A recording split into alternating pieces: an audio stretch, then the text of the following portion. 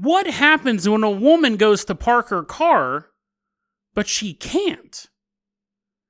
And then we take a... That's the whole story for that one. And then we're going to take a look at a true crime story that has disturbed me for almost 20 years now.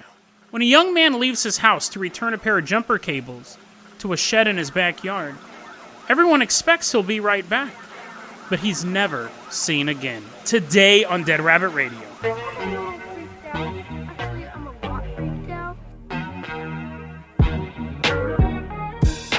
Hey everyone, welcome back to another episode of Dead Rabbit Radio. I'm your host, Jason Carpenter. I'm having a great day. I hope you guys are having a great day too. I hope you guys are having a lot of fun doing whatever you're doing. And I hope you guys are actually doing something towards your 90 Days to a Better You challenge.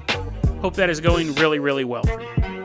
We got a lot of stuff to cover, so we're going to invite in our legacy Patreon for today. Longtime supporter of the show. Give it up for Hunter Johnson. Everyone give a round of applause. He's walking in with his bow and his arrow. He's getting ready to shoot the coyotes that also listen to the show. Run, coyotes, run. Hunter Johnson won't kill you. He's actually a pretty cool guy. Hunter, I hope he doesn't kill you. Hunter, you're going to be our captain, our pilot this episode. If you guys can't support the Patreon, or if you guys aren't true hunters of God's creatures, that's okay. That's okay. It's okay to not want to destroy life. But you can also help support the show by getting the word out. Letting your friends know about Dead Rabbit Radio really, really helps as well. So Hunter Johnson, I'm going to toss you the keys to the Jason Jalopy. We're leaving behind Dead Rabbit Command. We are headed out to Durham in England. Jason Jalopy is driving out, and then you hit that little button and it flies like chitty chitty bang bang. We're flying out to Durham, England. This is actually a requested story by Christian Davison. So thank you so much for sending this over. He got it from the Fortean map. Again, the Fortean map's in the show notes. It's an interactive map of all these weird events all over the world. Hunter's flying us over in the Jason Jalopy. He lands us in Durham, England. It's 1975. Hunter is giving us a tour of the countryside as he's taking us to Durham, England. And then he's like, I'm done driving. He kicks back, his feet up on the dashboard. We're at a parking lot. And it's just a normal parking lot. There's a bunch of empty spaces, and then there's cars and stuff. You guys know how parking lots work. This isn't your first time on Earth. Or is it? We see a car pull up with a mother and her daughter in it. The mother's name is Dillies Cant. Mrs. Dillies Cant. And her daughter have just gone out for a drive, and they're pulling into this parking lot to not drive anymore, because that's what parking lots are for. She sees an empty space, and her car goes to pull in, and then it gets stuck there. What? She can see the space is empty in front of her, but she backs up the car, goes to go into the space again. I don't know if it actually made a sound effect, but it's a podcast. I have to do something. She keeps trying to pull into the space, but there's something blocking her there. It's not like she's slowly moving through it like there's some sort of invisible molasses. It's not like she's hitting a brick wall and it's injuring the car. The car simply stops when you get to the parking space. Now, the first thing she does is see, does she have more air in her gas tank than gas? The answer to that one, because I know you guys are asking, is no. That wasn't the problem. She keeps trying to pull into this parking space, and she says it's like she's hitting a curb. You know, like your car bumps into a curb where it's kind of like just a gentle bump. But there's no curb there. They get out, they look down, there's no curb. Get back in the car, drive, bounce. It just stops. It won't go any further. The daughter trades places with the mom and goes, you obviously are doing something wrong. You must be hitting the brakes. Maybe this is some sort of practical joke or something like that. The daughter tries it. The car just stops. There are other cars in this parking lot. This one, they're honking their horn. Hey, lady, move out of the way. Take the parking spot. They're like, hey, we can't. We're trying to get in this parking spot. The car keeps bouncing back. The other motorists are like, you're obviously pulling a joke. So she backs up. Another car goes. The second motorist can't pull in. And then a second motorist also tries pulling into the parking space. Can't. So we have 3 different cars with 4 different drivers try to pull into a parking spot, and it was impossible for them to do it. This phenomenon is known as the Durham force field. So that's that story. That story I just told, that's that story. This is actually an edit. That story I just told you, I then spent another 15 minutes talking about that story. I went off on this weird tangent about secret codes hidden inside mysterious stories. And while it may be fascinating, if I had time to plan it out, It was literally 12 minutes of utter nonsense. That's why it's very important to edit. If you guys have never done anything creatively before, don't assume everything you do is going to be golden, because if I had released that, had I left that 12 minutes in there, this won't take 12 minutes. This apology for something you didn't even know existed, this won't take 12 minutes, but had I left that 12 minutes in there, you would have gotten bored. I would have gotten bored editing it, and I just gave up halfway through. Even when I recorded it, after I recorded the whole episode, because the next story coming up, it's a dope one. The next story it's coming up is super dark as well, so I'm kind of buying some time before you get there. But after I recorded the episode, I thought about it, and I was like, dude, that doesn't work. That was just boring. It was boring. So anyways, this instead is basically an explanation for why the first story was only 5 minutes, and I wanted to add 2 other things real quick. First off, horrible weather is gripping the United States. One of our longtime listeners of the show and our Forest Fin correspondent, Beatrice, and her family are currently having power problems in one of the states. They currently have no electricity. Luckily, they have a fireplace and a gas oven, so they do have food. But we're thinking about you, Beatrice, and your family. We're thinking about all you guys who are suffering from this horrible weather. The fluffle stays warm together. I think that snow sucks. I've always said snow sucks, and you guys laughed at me. But I hope everyone is staying warm. We're going to get through this together. And secondly, in a little more upbeat news, Beatrice is like, don't forget about me. We're not. But I do have to talk about other stuff as well. Sorry, Beatrice. For a couple more days, I don't know how long this is going to be online, but until February 23rd at least. So I wanted to get this one out real quick. Christie's, the auction house, is doing this amazing sale. That's not sponsored by Christie's. They're doing this amazing sale of meteorites. So I'm going to put it in the show notes. If you guys have nothing else to do, there's no electricity, you're going to waste the last electricity on your cell phone to look at meteorites. Christie's is selling meteorites. I've never seen anything like this. I always thought meteorites were like a rock. At best, a rock with the blob in the middle of it. But no, there's like crystal meteorites and like 2 meteorites that crash together and then they like liquefy in deep space and then freeze. I don't know if that's the actual science, but they look dope. They look dope. And I didn't know this. Pieces of the moon are on Earth from meteorites hitting the moon and then pieces of the moon falling on Earth. They say that's one of the rarest Earth minerals ever is moon pieces. So check out this auction. Hopefully, I don't know, Christie's, if they'll keep the pictures up. I don't think they will. I don't think they'll be like, look what you missed. But if you guys want to look at some amazing meteorites, I didn't think they looked like this. I thought they were just big old chunks of rock. There's some really cool things out there, so check that out. So that all being said, there's going to be a weird segue here for our next story. And that's about it. I got to release the episode. It's almost time to be released. Here we go. Hunter, go ahead and call in the Carpenter Copter. We're going to leave behind Durham, England. We are headed out to Skidmore, Missouri. I'm going to tell you right now, this topic's really disturbing. This is one of the stories that I remember hearing about back when it happened, back in 2001. And it's stuck with me all these years. I just think it's creepy. It's not super disturbing, but if you get even just slightly disturbed, I think it stuck with me for a couple reasons.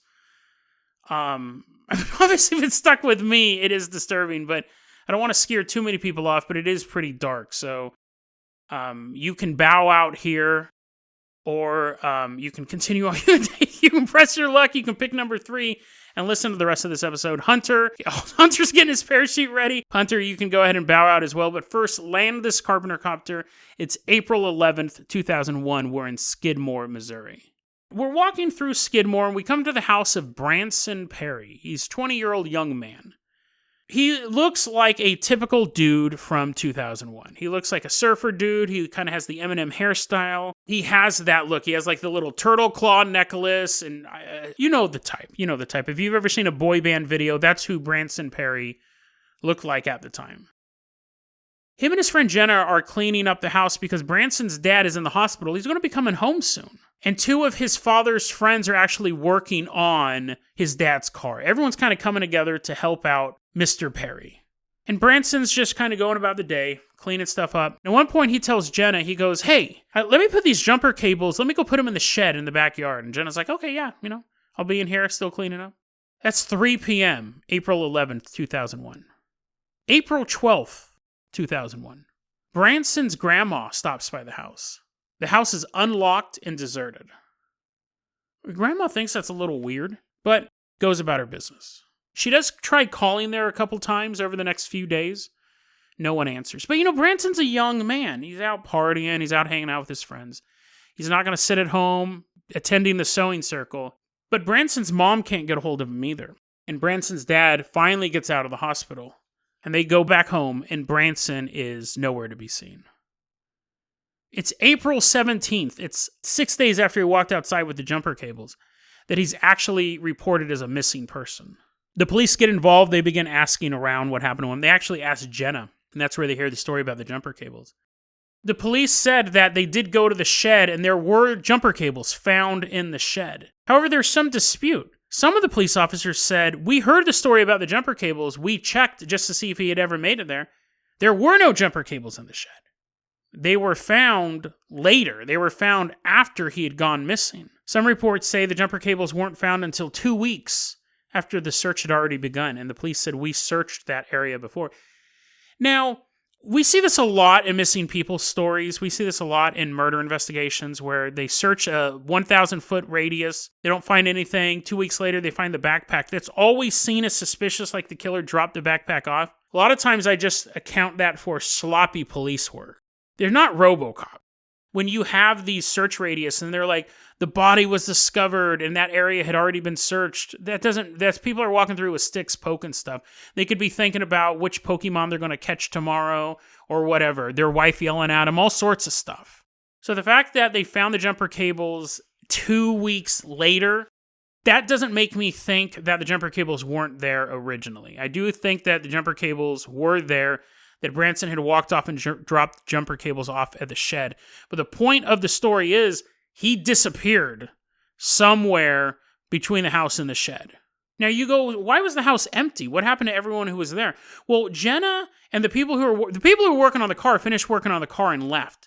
And Jenna apparently waited in the house for a while, but when Branson didn't show up, she just left as well, and she didn't have the keys to lock the place. She figured Branson was going to be back any minute because Branson was having some issues.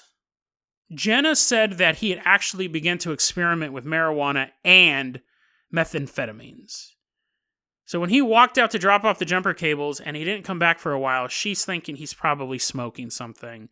He'll be back, he'll be fine. So she just finishes doing what she's doing and she leaves. There was another issue, something far more serious than methamphetamine use. 4 days earlier, on April 7th, Branson was over at the neighbor's house. And he was drugged. It doesn't say whether or not he was drugged against his will. He may have been using drugs, but it doesn't excuse what's about to happen. But he was drugged. He then stripped off all of his clothes, began to dance around naked, and ended up having sex with his male neighbor. And Branson was deeply ashamed by this. And he told his father. Now, his father, when he's talking to Branson, said, listen, I think you might be gay. I think you might have feelings towards men. That's just something I'm picking up as a father. However, what happened to you at that house was a crime. You don't conflate the two. Which is amazing that a father is having this discussion with the son. This is where the father was actually kind of explaining how he was like, I knew you were gay. I knew you were gay. And I support you in that, but this was rape. Don't let this ruin your feelings towards your sexuality. Which would be a very, first off, your first thing is you want to go over and just beat the neighbor to death and taking advantage of your son in that state. But basically, the dad's like saying it's okay to be gay, but don't think that this was okay. Don't think that this was okay. And so he talked his son through it, which is very supportive. You got to be supportive of your children. And he believed in the beginning, this is why the father wasn't super worried about it. This is why when people were trying to call home and figure out where it was, the father goes, I figured he was just going to go and blow off some steam. He didn't know about that he was actually using methamphetamines He didn't know about that, but he goes, I thought my son was going to go off and blow some steam and kind of clear his head and figure out what he wanted in life. Get away from this small town, and maybe even figure out what he wanted to do to this guy criminally. So when he first went missing, the father just figured he'll be back. He just needs to clear his head. But even the father knew he shouldn't be gone this long. That was in 2001. April 10th, 2003. Hunter, you still with us? You still with us? Hunter's giving us a nod. Hop back in that Carpenter copter. We're leaving behind Skidmore. We're headed out to Fulton, Missouri. And as we're flying overhead, we see FBI vans start driving through the neighborhood of Jack Wayne Roberts. All these vans pull up, doors open, FBI agents pour out, and they rush into the house of this 59-year-old Presbyterian minister, Boy Scout leader, and doctor. An upstanding citizen. Why are the FBI at the house of this man? He's arrested during a sting of child sexual abuse images. So sharing, distribution, all of that disgustingness. Presbyterian minister, Boy Scout leader, and doctor has been hoarding images of child sexual abuse. And that is horrific enough. That's all you really need to be a disturbing story. A man in that level of power with that disgusting desire. But he's not really a doctor. You're like, Jason, that's not... What? It's nothing. You're like, oh no, he faked his medical degree. He's doing all this other gross stuff. He's not really a doctor. We've actually covered quite a few people on this show like this. He's an amateur castration enthusiast. He tells people he's a doctor. Tells people online he's a doctor, and tells people that he can perform gender reassignment surgeries. But if you expect to go to a clinic to go see Dr. Wayne Roberts, nope, it's at a hotel room. Could you imagine getting a hotel room next to this guy? Come on, guys, we're going to have a party here, get a couple brews, get a couple babes, and in the next hotel room over, you hear someone screaming. Ugh, in a hotel. And the maid who has to clean it up. Dr. Roberts would perform gender reassignment surgeries in random hotel rooms. One of his victims, really, was Madison Abercrombie. She went to him to have her male genitalia removed and to become a woman, and he botched it, obviously. You're at Howard Johnson's, right? They might have a great continental breakfast, but it's not the best setup for gender reassignment surgery. He botched it so badly that she actually was bleeding for 6 days. She had to go to a hospital and have multiple surgeries just to correct the mistakes that he made. But even then, when the FBI was investigating all this stuff and when they found out he was a fake doctor, because they were there for the child sexual abuse images, that's what he was arrested for, but they begin this full investigation. They find Madison Abercrombie and they ask her, do you want to press charges against this guy? And she says, listen, it was not the most comfortable operation I've ever had. It was actually the least comfortable operation I've ever had, but no, I don't really see myself as a victim. And the FBI, because they want to just get this guy locked up for life, the FBI goes, well, we got to tell you some information about this guy. We got to let you know what's really going on. I don't even know the FBI could do this, really, but apparently the FBI started revealing information to Madison and saying, he most likely ate your testicles. What? Yes, that's Madison's throwing up. FBI agent's like, we expected that. We brought this barf bag. There's photos of him, because he's done these gender reassignment surgeries on other people, of him after he removes the genitals, he would chop them up and dice them up and eat them. And there were photos of him eating Madison's penis and testicles. And the FBI goes, this is what he did after he removed them from you. So Madison goes, oh yeah, definitely, I want to press charges. That's super disgusting. As far as Madison was looking at it, it was a botched surgery, but it turns out he was a cannibal. While they're doing this search, poor FBI agents, right? Poor FBI agents. While they're having to look through all of this stuff, they come across chat logs. It's just another way for these sickos to indulge in their fantasies. They come across these chat logs under names like Bugger Butt or Oh Hail Satan. So edgy. He has these chat logs, and he talks about young men, how he's kidnapped raped, mutilated, tortured, and killed these young men. And the other people on the forums are like, oh yeah, I totally want to do that too. Yeah, you're so dope. You're totally awesome. Let me tell you about my story. And it's just grossness all around. In these chat logs, though, the FBI is going through all these chat logs, and they're just, again, just like really cringy, sexual, disgusting stuff to get him off and to get other people off. But while they're reading these chat logs, one of the agents goes, whoa. Scroll back up. What did he write there? What did he say? The agents scroll up, and there's a story that was written by John Wayne Roberts. And he goes, guys, listen to this. One day I was driving through Skidmore, Missouri, and I saw a blonde kid. He's young, he's in his 20s. I picked him up, put him in my car. You know what I did next. You know what Jason doesn't want to repeat. You know what Jason doesn't want to say again on the show. I did that stuff. I did that super gross stuff. I took this young kid out, did what I do, and I murdered him, and I buried him in the middle of nowhere. No one will ever know what happened to that boy from Skidmore, Missouri. He's being charged with child sexual abuse images. He's being charged with working illegally as a doctor. Now they have a murder charge on him. But the images they found on his hard drive.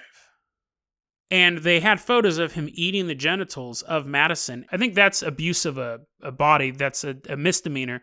But you have the acting as a doctor without a license. That's illegal. Obviously, the child sexual abuse stuff is highly, highly illegal, rightfully so.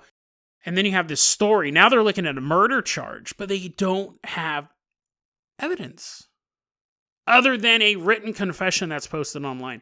So they go to him and they go, what can you tell us about Branson? And he says, I don't know what you're talking about.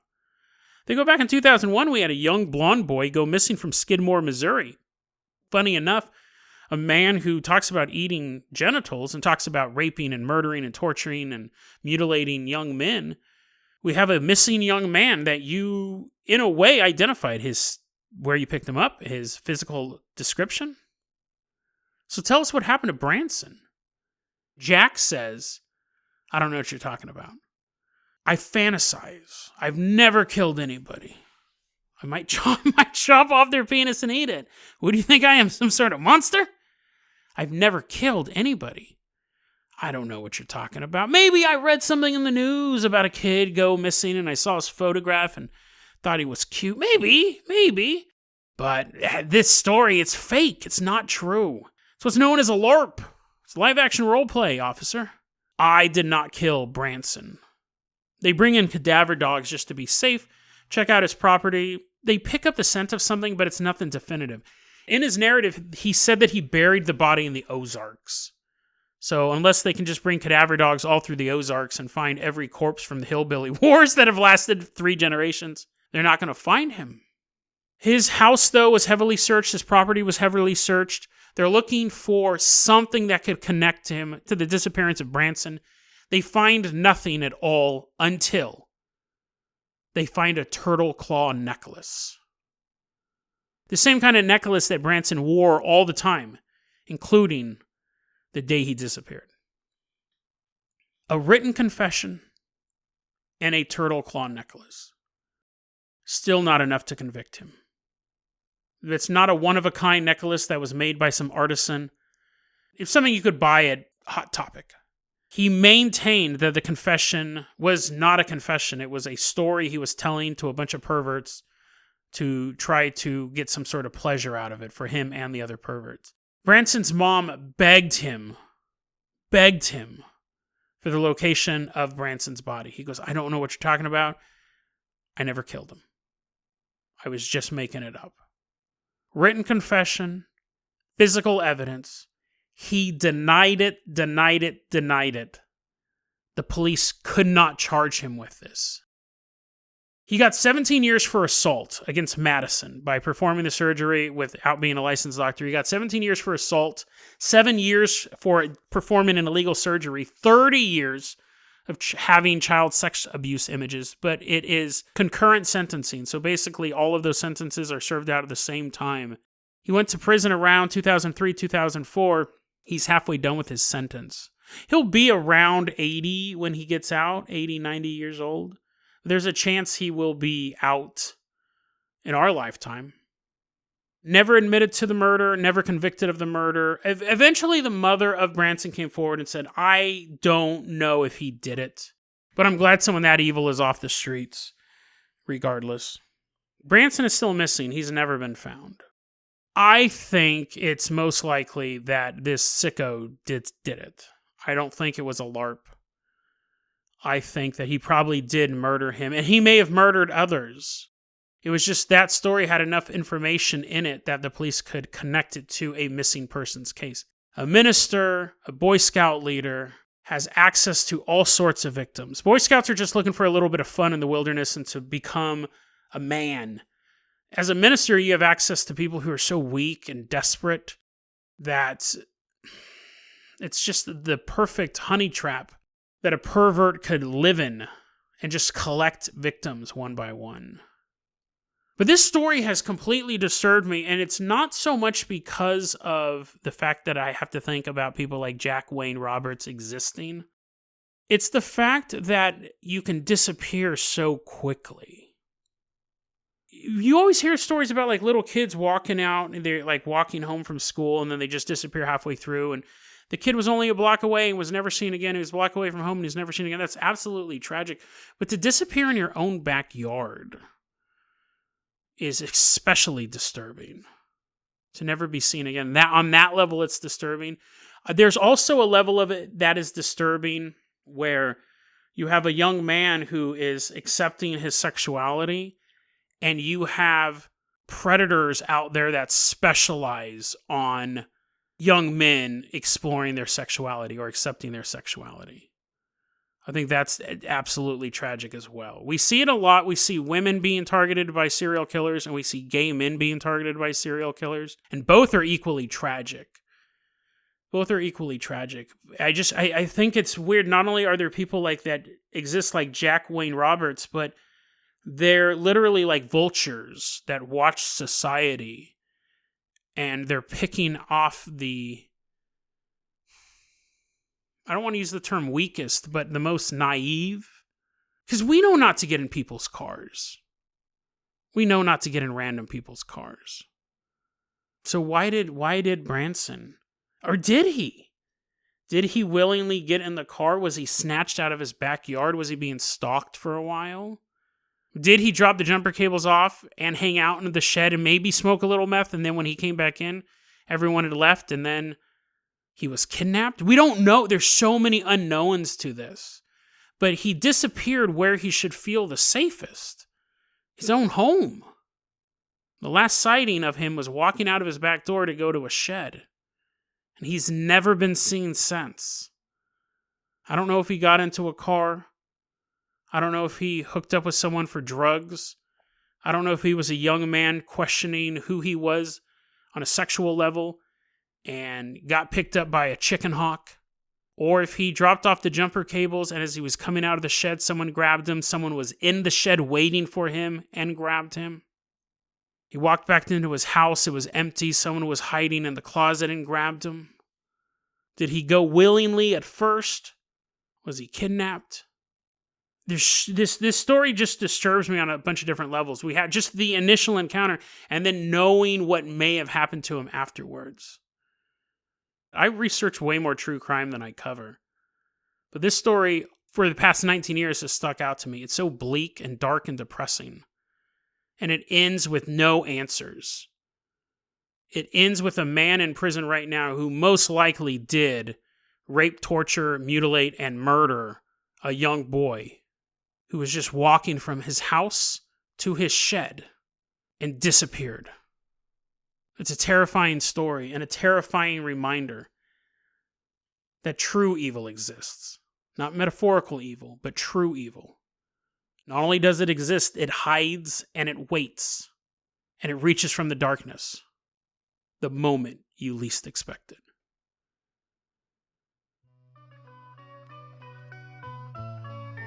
deadrabbitradio@gmail.com is going to be our email address. You can also hit us up at facebook.com/deadrabbitradio. Twitter is @deadrabbitradio. Dead Rabbit Radio is the daily paranormal, conspiracy, and true crime podcast. You don't have to listen to it every day, but I'm glad you listened to it today. Have a great one, guys.